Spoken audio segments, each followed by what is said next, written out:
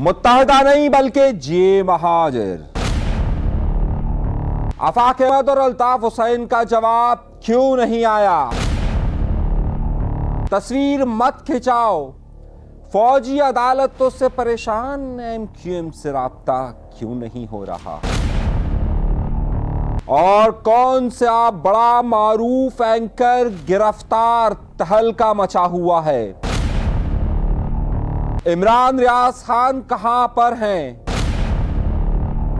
और जियो न्यूज के मुताबिक क्या वाकई में इमरान खान ने माफी मांग ली है? कराची से किसे रिहा कर दिया गया है? वो कौन सी ऐसी च्यूटी है जो चिपक कर रह गई है? खान एस्टैब्लिशमेंट की प्रोडक्ट है। अपने प्रोग्राम का बाकायदा आगाज करते हैं अपने परवरदिगार के शुक्र से। बहुत बड़ी बड़ी और अहम खबरों के साथ आपके साथ शरीक गुफ्तगू हूं। अगर आपने चैनल को सब्सक्राइब नहीं किया तो इंतजार किस बात का कीजिए, बटन दबाइए और आप सब्सक्राइब का बटन फौरन दबाइए। कोई लापता नहीं करेगा। इतना डर कर क्यों जीते हैं? और वो कहा जाता है कि जनाब, शेर की एक दिन की जिंदगी गीदड़ की 100 साला जिंदगी से बेहतर है। तो जाहिर है इजहार करके जिए, सब्सक्राइब का बटन दबा कर जिए। आइए गुफ्तगू के सिलसिले का आगाज करते हैं बहुत अहम खबर से। सबसे पहले चलते हैं कराची शहर और सिंध के शहरी इलाकों की तरफ, जहां पर बड़ी तेजी के साथ यह खबर आ रही है कि जनाब 24 दिसंबर को महाजिर कल्चर डे मनाया जाएगा। उस 24 तारीख को महाजिर कल्चर डे जो मनाया जा रहा है, उसे कौन कौन सी जमातें मना रही हैं? और उसके बाद एक नाम नहाज सिंधी कॉम्प्रस सहाफी था, रहनुमा था, आप उसको कोई भी नाम दे दीजिए, उसकी तरफ से मिलने वाली धमकियों के बाद अब क्या माहौल बनता जा रहा है? आफाक अहमद साहब कहां खड़े हुए हैं? गवर्नर सिंध कहां पर खड़े हुए हैं? एमक्यूएम कहां मौजूद है? अल्ताफ हुसैन साहब की जमात का मौकिफ इस हवाले से क्या है और किस तरीके से आ रहा है? यह एक बहुत अहम खबर है। कराची शहर से ही आज एक बहुत ही अहम रिहाई हुई है। ये रिहाई किस तरीके से मुमकिन हुई है, इस पर बात करेंगे। कौन से बड़े सहाफ़ी कहां कहां पर गिरफ्तार हुए, किन की गिरफ्तारियों की अफवाहें गर्दिश कर रही हैं, और एक अहम मामला कि जो फौजी अदालतों में चल रहा है, इस हवाले से एमक्यूएम का एक बड़ा तजर्बा है, उस तजर्बे की भी बात करेंगे। और एक खबर कि जिसकी तस्दीक हो चुकी है, उस पर भी गुफ्तगू करनी है। इन सब मौज़ूआत पर तफसील के साथ बात करेंगे। आइए सबसे पहले खबर पर चलते हैं। एक खबर आज पूरे पाकिस्तान के अंदर बहुत ज़्यादा चलना शुरू हो गई कि इमरान खान ने माफ़ी मांग ली है। अफसोसनाक अमर यह है कि यह खबर इस तरीके से चली कि जो आपको स्क्रीन पर नज़र आ रही होगी कि जिसमें एक लोगो लगा हुआ है जो कि बिल्कुल उस तरीके से है कि जैसे जियो न्यूज़ का लोगो है। और उस जियो न्यूज़ के लोगों से ये बात बताने की कोशिश की गई कि जनाब ये इमरान खान ने माफ़ी मांग ली है और अपने वो तमाम गुनाह कि जो उसने की हैं या नहीं की हैं, और वो तमाम बातें जो हुकूमत चाहती है या मुतल्लिका हल्के चाहते हैं, वो माफ़ी उसने मांग ली है। लेकिन असल खबर क्या है, ज़रा सा देखिए। आइए ज़रा गौर से देखिए। ये जो खबर ट्विटर, फेसबुक, व्हाट्सएप ग्रुप्स में चल रही है, हमारे यहाँ हमारे दोस्त अजीज अकारिब हमेशा इन जाली खबरों की तस्दीक नहीं करते और बाहर नजर आने वाले झूठ को भी पकड़ते नहीं है, बल्कि उसे इसी तरीके से फॉरवर्ड करते रहते हैं या फिर इसे इसी तरीके से शेयर करते रहते हैं। जरा इस खबर को देखिए। इसमें जो लोगो आपको नजर आ रहा है, दर हकीकत ये जियो न्यूज का लोगो नहीं है।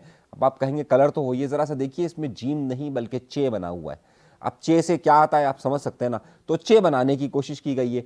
तो ये पूरी की पूरी खबर जो है वो फेक है और इसमें कोई भी रियलिटी मौजूद नहीं है।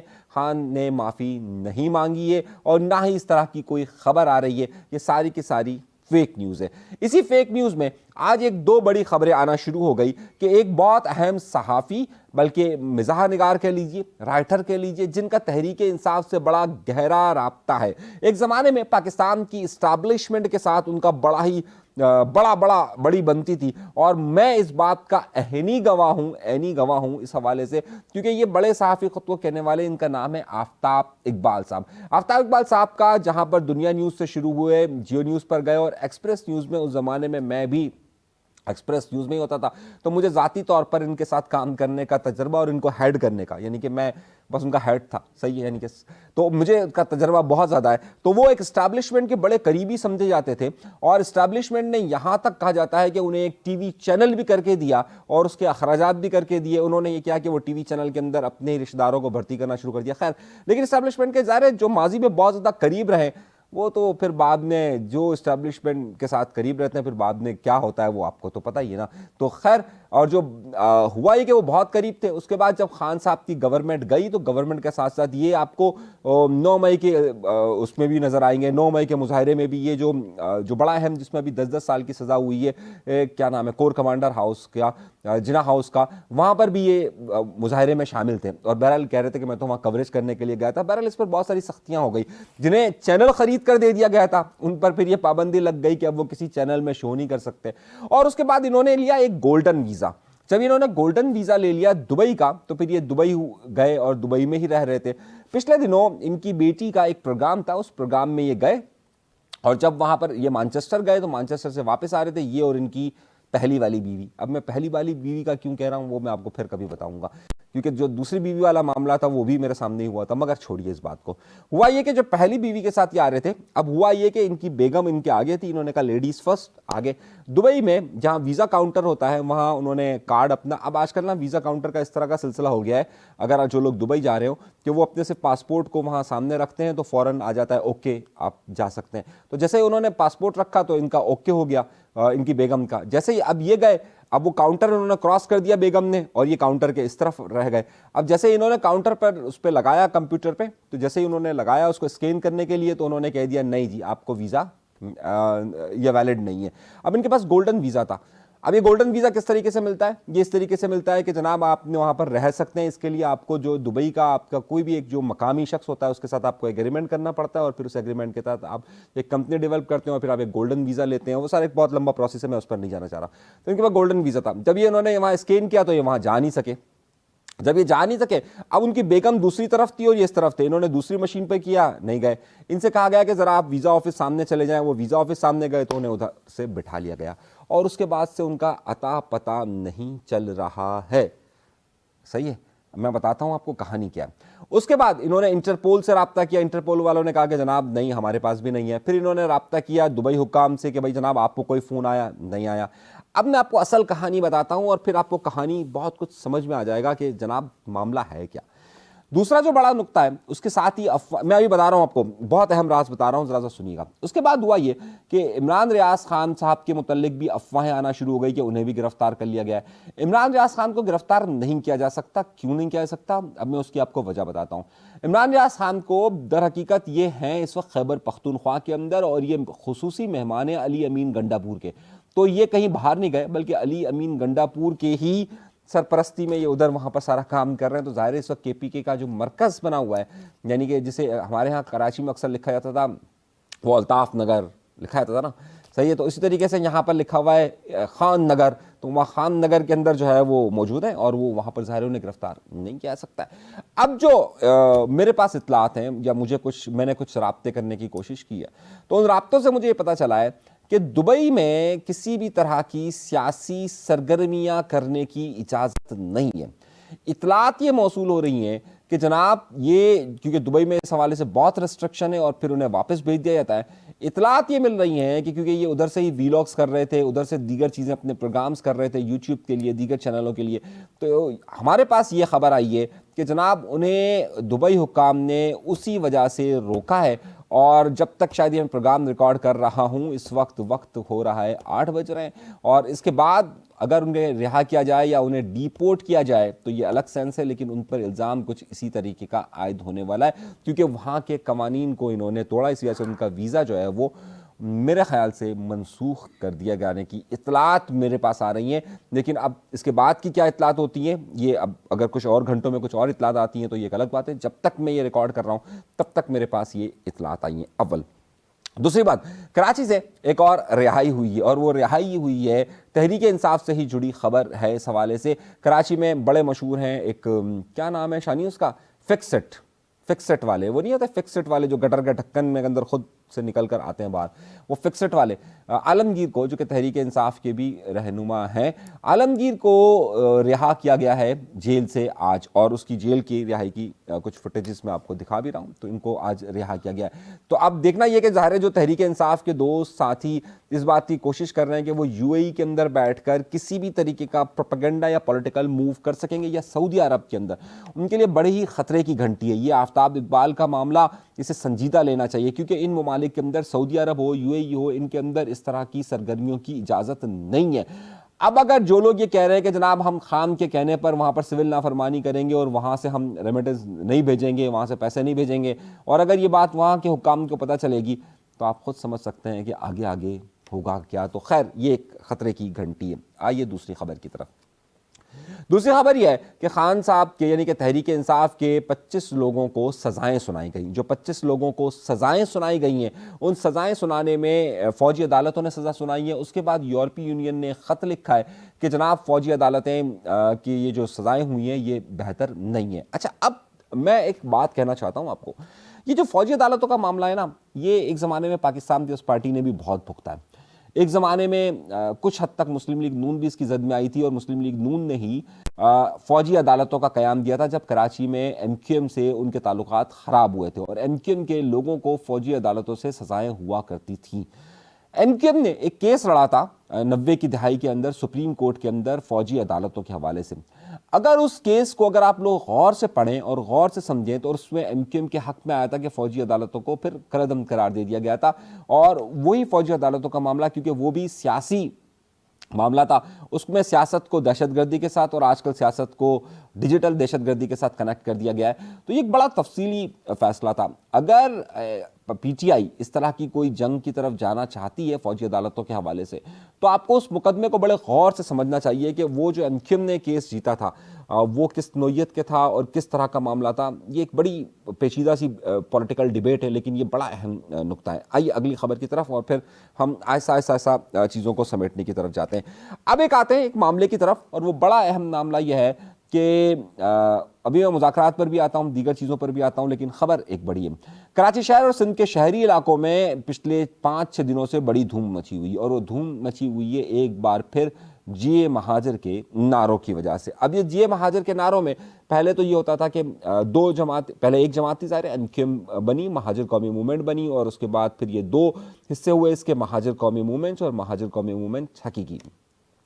फिर महाजर कौमी मूवमेंट जो है वो मुत्तहिदा कौमी मूवमेंट में कन्वर्ट हो गई, यानी कि उन्होंने सबकी बात करना शुरू कर दी, और फिर जो है वो महाजर कौमी मूवमेंट हकीकी जो थी उसका नाम ख़त्म होकर रह गया महाजर कौमी मूवमेंट। एक ग्रुप को अल्ताफ़ हुसैन साहब लीड करते थे, एक ग्रुप को लीड करते थे आफाक अहमद साहब।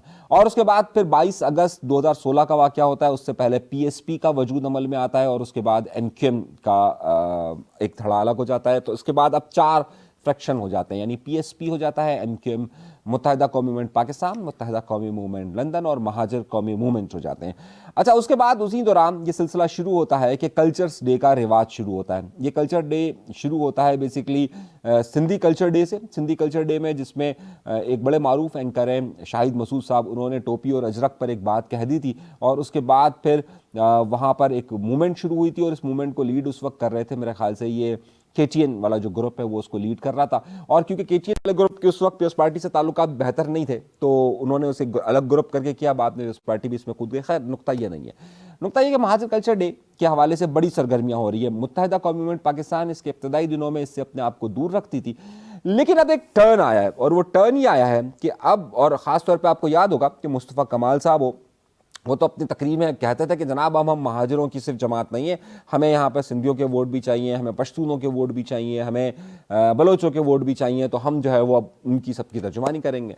लेकिन अब जो है वो मुत्तहिदा कौमी मूवमेंट के पास ज़ाहिर है उनके कायद नहीं है, अल्ताफ़ हुसैन साहब नहीं है, उनके पास वो लीडरशिप भी नहीं है, और ख़ुद मुत्तहिदा कौमी मूवमेंट पाकिस्तान जो है वो ये कहती रही कि जनाब अब हम सबकी तर्जुमानी कर रहे हैं, अब देखिए कि हम जो है वो चक्राकोट के अंदर भी मौजूद है, हम जो है वो खेमाडी टाउन के अंदर भी मौजूद है, हम सब जगह पर मौजूद है। ये मुस्तफ़ा कमाल साहब के अल्फाज आपको सबको याद होंगे।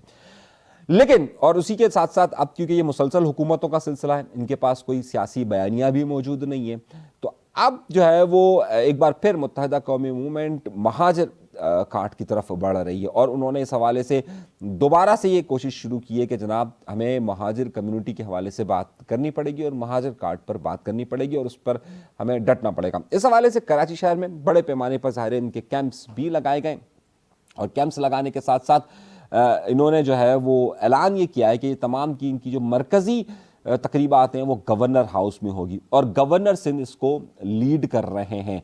अब गवर्नर सिंध ज़ाहिर लीड कर रहे हैं तो उस पर मैंने आपको बताया भी था कि सिंध के कॉमपरस्त एक रहनुमा उनकी तरफ से बड़ा सख्त अल्फाज महाजरों के लिए इस्तेमाल किया गया। हमने उन पर काफ़ी तनकीद भी की और हमने कहा कि ये आपका अगर कामरान टेसोरी साहब से इख्तलाफ है तो आप बिल्कुल इख्तलाफ कीजिए, लेकिन आप ये इख्तलाफ तो इस तरह से नहीं कर सकते कि आप किसी भी कम्युनिटी पर या किसी की भी बिरादरी पर आप उस तरीके से गुफ्तगू कर सकते हैं। अच्छा, महाजिर कल्चर डे हो या महाजिरों का वोट जो है वो हमेशा वन साइडेड रहा है और एक तरफ ही रहा है। वो पीटीआई के आने के बाद कुछ उसमें थोड़ी सी हिलजुल हुई है, लेकिन खैर अभी नुकता ये नहीं है। अब कामरान टेसोरी साहब पर जो है वो इस वक्त काफ़ी कॉमपरस्त लोग जो नाम निहाद में सो कॉमपरस्त इसलिए कहता हूँ, जो कोई भी कॉमपरस्त होता है वो हर अपने दूसरी कौम का भी उसी तरीके से एहतराम करता है, उसके कल्चर को उसकी चीज़ों को हमेशा एहतराम की निगाह से देखता है। अगर वो ख़ुद को अगर आला समझता है तो वो दूसरों को कभी भी डिग्रेड नहीं करता। अब उस हवाले से इनका सिलसिला जारी है। हमारी मुलाकात हुई कामरान टेसोरी साहब से और कामरान टेसोरी साहब से हम चंद सहाफ़ियों की मुलाकात हुई। उन्होंने इस बात का इजहार किया कि जनाब महाजिर कल्चर डे होना चाहिए और हमने क्योंकि यहाँ पर सिंधी कल्चर डे भी किया था तो ज़ाहिर है महाजिर कल्चर डे होना चाहिए। लेकिन फ़र्क थोड़ा सा इसमें यह आता है कि सिंधी कल्चर डे जो उन्होंने किया था उसमें जो सिंध की जो नुमाया जमातें हैं सिंध कौम परस्तों की वो ज़ाहिर है वहाँ पर मौजूद नहीं थी, लेकिन एमक्यूएम पाकिस्तान अपने मरकज़ी प्रोग्राम को गवर्नर हाउस की तरफ लेकर जा रही है। लेकिन जो एक और तबका है जिन्होंने बेसिकली महाजिर कल्चर डे का आगाज़ किया था, उनकी रैलियां जो है वो उनकी सिर्फ रैली और वो रैली का इनेकाद जो है वो उन्होंने किया है आयशा मंजिल से लेकर मज़ार कायद तक। दो बड़े अहम नुक्ते हैं कि एक तो जिनके पास अब महाजिर कौमी मूवमेंट का नाम है यानी कि आफाक अहमद साहब, और जो जिन पर काफ़ी इस बारे में पाबंदियां भी चीज़ें भी होती रहीं कि जनाब आप महाजिर नाम की सियासत से हट जाइए, लेकिन ज़ाहिर है वो उस स्लोगन को लेकर साथ चलें। अब जब वो स्लोगन को लेकर साथ चलें तो अब क्या वो इस महाजिर कल्चर डे में इस मरकज़ी इवेंट का हिस्सा होंगे, ये एक सवाल है यकीनी तौर पर आपका होगा। और दूसरा सवाल आपका ये होगा कि ज़ाहिर है महाजिर कौमी मूवमेंट की जो फाउंडर यानी बानियों में शुमार, बानी जिसे कहा जाता है, शुमार तो नहीं बानी जिसे कहा जाता है, वो है अल्ताफ़ हुसैन साहब। तब सवाल ये कि अल्ताफ़ हुसैन साहब का क्या झुकाव है इस पर, क्योंकि अल्ताफ़ हुसैन साहब ने सिंधी कल्चर डे पर जो ट्वीट किया था वो उन्होंने उनको मुबारकबाद दी थी। तो अब महाजिर कल्चर डे पर वो क्या इस नुक्ता नज़र को समझते हैं और क्या कहते हैं, और आफाक अहमद साहब जो है वो महाजिर कल्चर डे के हवाले से क्या ओपिनियन रखते हैं और वो किस तरीके से क्या इसका हिस्सा होंगे या नहीं होंगे। ये दो सवालात आपकी तरफ से बेतहाशा पूछे गए, तो हमने इन दोनों सवालात के हवाले से इन दोनों से ही गुफ्तगू की है कि क्या हो रहा है और क्या उनकी सोच है और क्या वो उनकी थॉट्स हैं। अच्छा, अब आइए पहले हिस्से की तरफ। पहला हिस्सा अल्ताफ़ हुसैन साहब की जमात क्या इस महाजिर कल्चर डे को करेगी। तो मुस्तफ़ा अजीज़ाबादी साहब राब्ता कमेटी के इस वक्त इनके सरबराह हैं, इनका जो स्टेटमेंट आया उन्होंने कहा है कि महाजिर कम्युनिटी के जो फाउंडर हैं यानी कि महाजिर लफ्ज़ के या महाजिर कौमी मूवमेंट के जो फाउंडर हैं अल्ताफ़ हुसैन साहब को अगर इजाज़त नहीं दी जाती है तो फिर ये महाजिर कल्चर डे उनके बगैर नहीं हो सकता। तो उनका तो मौक़िफ़ ये आ जाता है कि जनाब वो उसमें शामिल नहीं हो रहे। दूसरा रह गया आफाक अहमद साहब कि जिन्होंने अपने परचम को भी यानी कि अपने झंडे को भी उस पर महाजिर लफ्ज़ लिखा हुआ है, वो उसी स्लोगन के साथ जाते हैं। अब यहाँ एक बड़ा मसला है कि अगर मुत्तहिदा कौमी मूवमेंट पाकिस्तान या गवर्नर सिंध डॉक्टर कह रहा हूँ कामरान टेसोरी साहब जो है, हाँ डॉक्टर इशरतुल इबाद भी तो है, वो क्या कर रहे हैं उस पर भी चले बात कर लेता हूँ। अच्छा हुआ याद आया, डॉक्टर से डॉक्टर याद आ गया, तो करते हैं उस पर भी बात, बताता हूँ उनका भी मौक़िफ़। तो अब महाजिर कल्चर डे पे अगर वो बात कर रहे हैं तो जनाब गवर्नर सिंध साहब ने, क्योंकि इसको पूरा ऑपरेट इस वक्त मुत्तहिदा कौमी मूवमेंट पाकिस्तान कर रही है, हमारी कामरान टेसोरी साहब से बात हुई तो उन्होंने ये कहा कि जनाब उनकी ख्वाहिश ये है कि जितने भी इस तरह के हिस्से हैं जो महाजिर कम्युनिटी पर पॉलिटिक्स कर रहे हैं उन सबको यहाँ पर प्रोग्राम करना चाहिए या उन सबको इश्तराक के साथ एक प्रोग्राम करना चाहिए। अव्वल बात ज़ाहिर है आफाक अहमद साहब से जब तक मैं अभी आपसे गुफ्तगू कर रहा हूँ 23 तारीख इस वक्त तक का वक्त है, ताहाल अब तक इनसे किसी ने भी इस हवाले से रब्ता नहीं किया है, यानी कि जनाब वो कोई ऐसा इवेंट करे या कोई उनके साथ रहे या कोई उनके साथ बात करे तो ताहाल कोई भी ऐसी बात नहीं हुई। तो इस प्रोग्राम के साथ मुत्तहिदा कौमी मूवमेंट पाकिस्तान ही कनेक्ट हो रही है और गवर्नर टेसोरी साहब जो हैं, टेसोरी साहब उसके साथ इस प्रोग्राम को कर रहे हैं। तो ये दो हिस्से हैं इसके, और जाहिर सी बात है कि अगर इसमें एक स्ट्रेंथ का मसला होता है, एक बहुत बड़ा स्टेज कामरान टेसोरी साहब ने हमें दिखाया, बहुत बड़ा स्टेज उन्होंने लगाया है, और वो बहुत बड़ा स्टेज जो उन्होंने लगाया है उन्होंने खुद हमें दिखाया भी उसमें कि जनाब वो कर रहे हैं। लेकिन ये दो जमातें जिनका मैं आपको बता रहा हूँ कि आफाक अहमद साहब से ताहाल इस हवाले से कोई राब्ता नहीं हुआ, मैं आपको खबर दे रहा हूँ, बड़ी खबर दे रहा हूँ। और आफाक अहमद साहब क्योंकि टोटली पॉलिटिक्स इस हवाले से कर रहे हैं, और पिछले दिनों तो उन पर काफ़ी प्रेशर रहा कि वो महाजिर कौमी मूवमेंट को ख़त्म कर दे। इस हवाले से कभी मैं आपको बताऊँगा कि बहुत सारे अहम राज हैं इस हवाले से, वो मैं आपको बताऊंगा कि क्या क्या हुआ, क्या क्या मामलात हुए, और क्योंकि बहुत सारी गुफ्तगू मेरे पास ऑफ रिकॉर्ड है तो ज़ाहिर है उस पर नहीं था। हमने उनका मौक़िफ़ जानने की कोशिश की। उन्होंने कहा कि जनाब एक तो इस इवेंट के हवाले से हमसे कोई बाज़ाब्ता रब्ता नहीं हुआ है, दूसरा जो बड़ा मामला था वो उन्होंने कहा कि जनाब हम तो साल के 365 दिन महाजर हैं और हम अपनी शनाख्त के लिए हर रोज़ ही अपनी शनाख्त को बरकरार रखते हैं और हम उस पर कायम रहते हैं। उनका मौक़िफ़ ये था कि उनका हर दिन महाजर है, तो इसलिए वो अपने हर दिन को ही वो महाजर कम्युनिटी के हवाले से कहते हैं। और जहाँ तक मैंने लंदन का मौक़िफ़ था वो मैंने आपके सामने रख दिया। तैयारियाँ इस हवाले से बड़ी ज़ोरों शोर से जारी हैं। ख़ुद मुत्तहिदा कौमी मूवमेंट इसमें बड़ी पार्टिसिपेट कर रही है। टोटली उनकी जो पूरी टीम है इस वक्त हर इलाकों में उन्होंने कैंप्स लगाए हुए हैं, करीबन कोई 42 के करीब उनके कैंप लगे हुए हैं और वो उसको कर रहे हैं। जबकि जो दूसरा ग्रुप इस महाजिर कल्चर डे में है वो उन नौजवानों का ग्रुप है कि जो आयशा मंजिल से मज़ार कायद तक रैली का इनेकाद कर रहा है। तो दो इवेंट्स हैं इस हवाले से। अब देखना यह है कि उसमें क्या जान मज़ीद पड़ती है, क्या सिलसिला शुरू होता है। अलबत्ता ज़ाहिर सी बात है कि शहर की इस वक्त अहम तरीन ख़बर यही है कि ये सारी मूवमेंट हो रही है। हैरत अंगेज़ तौर पर पाकिस्तान पीपल्स पार्टी ने अपने आप को इससे दूर रखा हुआ है। अलबत्ता पाकिस्तान पीपल्स पार्टी के एक आध रहनुमा को मैंने देखा है कि उन्होंने उन नौजवानों के प्रोग्रामों में शिरकत की है कि जो वहाँ से रैली निकाल रहे हैं। तो पाकिस्तान पीपल्स पार्टी के भी जो उर्दू बोलने वाला नहीं महाजिर फ्रैक्शन है, महाजिर हिस्सा है, वो उन तमाम सरगर्मियों में हिस्सा ले रहा है। लेकिन पाकिस्तान पीपल्स पार्टी की तरफ से जमाती बुनियाद पर इस इवेंट के साथ उस तरीके से शेयर नहीं किया गया है। तहरीक इंसाफ ने 2 साल पहले इस हवाले से कैंप लगाए थे, लेकिन तहरीक इंसाफ की भी अभी तक कोई पॉलिसी इस हवाले से सामने नहीं आई। और जमात इस्लामी तो ज़ाहिर है वो एक अलग ही मामलात के साथ चलती है। तो अब देखना यह है कि इस इवेंट को पॉलिटिकली और किस तरीके से एंगेज किया जाता है। कामरान टेसोरी साहब कितना बड़ा प्रोग्राम कर सकते हैं, उन्होंने स्टेज वगैरह तो बहुत दिखाया, तैयारियाँ उनकी बहुत ज़्यादा जारी हैं, मुख्तलिफ ऐप्स के ज़रिए उसकी चीज़ें भी की जा रही हैं। अब रात भर हम रहेंगे शहर के मुख्तलिफ इलाकों में, वहाँ से भी हम आपको अपडेट करते रहेंगे। कल जो सूरत हाल होगी वहाँ से भी हम आपको अपडेट करते रहेंगे कि क्या मामलात हैं और किस तरीके से ये हो रहा है। तो अब तक की खबरें ये रही हैं, और फ़ौजी अदालतों के हवाले से हमने बात कर ली और ये तमाम चीज़ें हो गई। अगर कोई खबर रह गई हो तो मुझे याद दिलाते रहा करें मैसेज करके, तो मैं उसको ज़रूर ऐड कर दूँगा। अनीस मंसूरी को फ़िलहाल दीजिए इजाज़त। अल्लाह तबारक व तआला आप सबको खुश खुरम रखे, आबाद रखे, सलामत रखे, कायम रखे। चैनल सब्सक्राइब नहीं किया तो सब्सक्राइब का बटन फ़ौरन दबाइए। इजाज़त दीजिए, अल्लाह ने के बाद।